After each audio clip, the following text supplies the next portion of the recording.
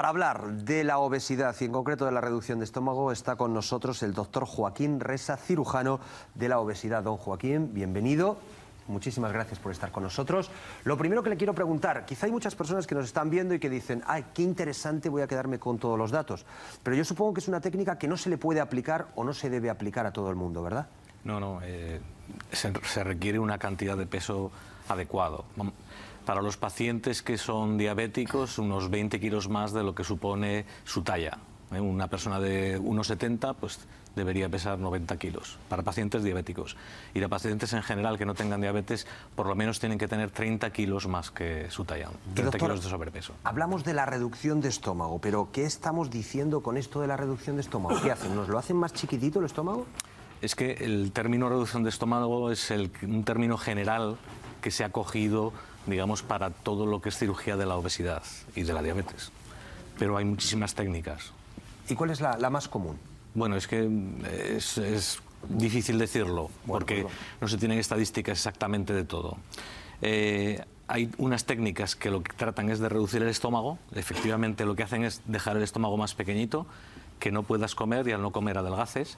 Pero hay otro grupo de técnicas en las que no se reduce tanto el estómago y que se puede comer normal. Estas son menos conocidas.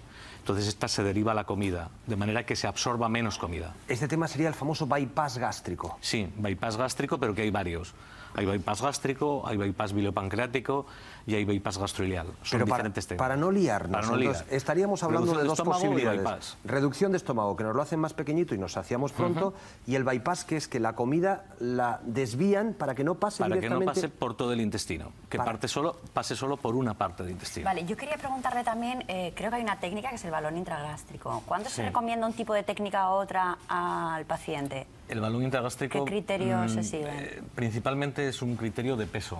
El balón intragástrico puede funcionar en personas que pesen menos, que no requieran, digamos, la cirugía.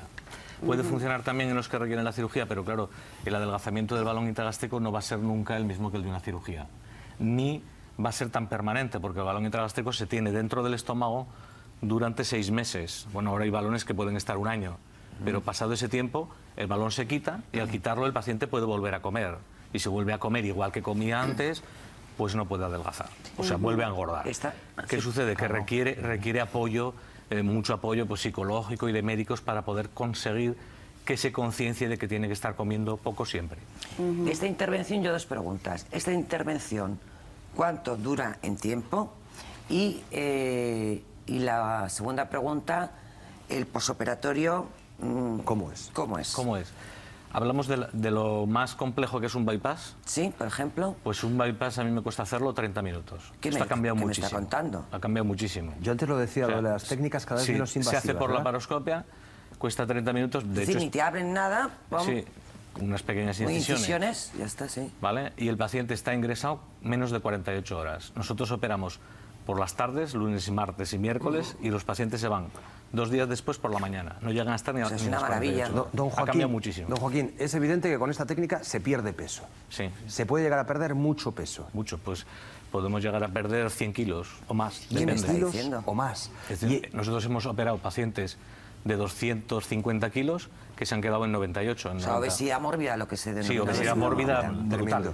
Y una última pregunta que quiero que me quede a mí muy claro. Una vez que nos han intervenido, nos han hecho esta reducción de estómago, ¿tenemos que cambiar nuestros hábitos alimenticios? ¿Tenemos que seguir una dieta especial? Claro. Dependiendo de la técnica. O sea, si son reducciones de estómago, del grupo que hemos dicho que se deja el estómago pequeño, es obligatorio estar muy concienciado de que vamos a comer poco y comiendo poquito podemos mantenernos. Porque si comiésemos más, o vomitaríamos o conseguiríamos dilatar el estómago, con lo cual la técnica nos puede fracasar pues pasados 3, 4, 5 años. ¿Vale? Es que mi pregunta, Joaquín, va en ese sentido. Realmente esto es digamos que es una técnica que es un parche, porque la voluntad del paciente siempre es posterior, tiene que acostumbrarse a mantener la pauta. Sí, igual que si siguiéramos un régimen de adelgazamiento. Pero nos queda la otra parte. Esto es la parte de las que reducimos el estómago. La parte de las que no absorbemos, el paciente es más libre, es mucho más fácil de sobrellevar. Por eso estamos haciendo tantas técnicas ahora de este tipo.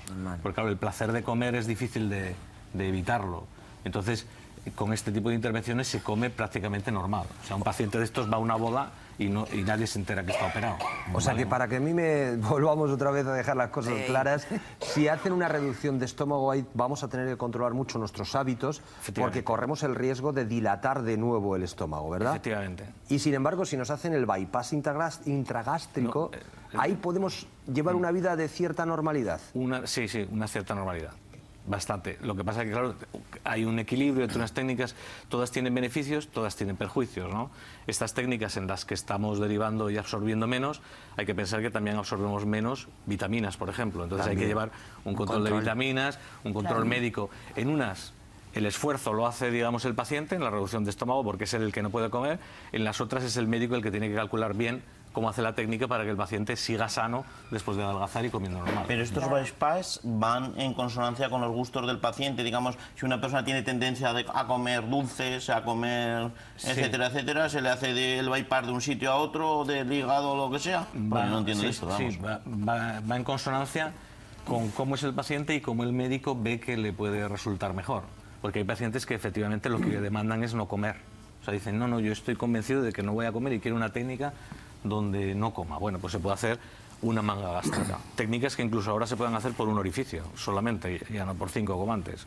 Vale, hay otras personas que dicen, por ejemplo, aquí operamos muchísimas personas que vienen de Andalucía, en Montpellier, ¿no? Y los andaluces les gusta mucho comer y vienen y dicen, no, es que yo voy a seguir comiendo. Pues a ese no puedes hacerle un... Al final son diseños de caso único, depende del tipo de paciente que tú tengas. Y viceversa, doctor, yo le quería hacer una pregunta. De cara al perfil del paciente que acude a ustedes, ¿no? ¿Es siempre porque no puede evitar engordar o bajar de ese peso o porque no tiene la voluntad suficiente para adelgazar? Bueno, me explico. Sí, sí. Normalmente les cuesta, porque son personas, ya lo hablamos aquí una vez, que genéticamente tienen mayor predisposición a almacenar en forma de grasa la energía. Sí. Entonces tienen una predisposición, pero es que además son incapaces de dejar de comer. Porque claro, cuesta mucho dejar de comer, es un placer inmediato. O sea, la comida es que en cuanto comes ya estás consiguiendo algo placentero, o huir de un displacer, ¿no? O huir de una situación que no estás bien y comes y la ansiedad la quitas así.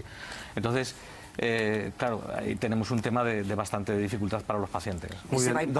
¿Me permites un segundo? Porque yo me gustaría que nos dejáramos en el tintero un asunto fundamental, y es que hemos visto que este tipo de operaciones también son muy efectivas en la lucha contra la diabetes tipo 2. Explíqueme eso, por favor. Bueno, esto ha cambiado también el concepto médico sobre la diabetes. Esto lo vamos a ver en los próximos años porque es brutal. Quiero decir que los pacientes se operan y en menos de un mes se han resuelto su diabetes. Depende del tipo de diabetes que tengan y los años que lleven de diabetes, incluso se van del hospital sin medicación, cosa que no se ha conseguido. Las especialidades médicas no lo han conseguido hasta que los cirujanos se han inmerso en ello. Entonces, claro, esto va a cambiar mucho, pero tampoco se puede hacer a todas las personas.